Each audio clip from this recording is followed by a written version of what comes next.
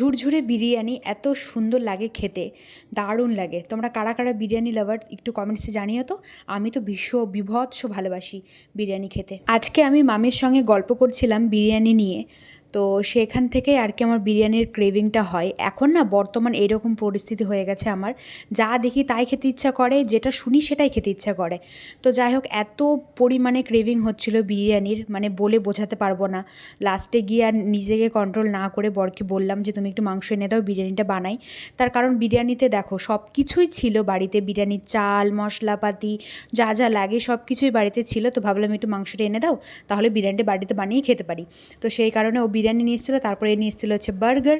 তো রান্না করতে করতে আমি বার্গারটাও খেয়ে নিচ্ছিলাম আর কি।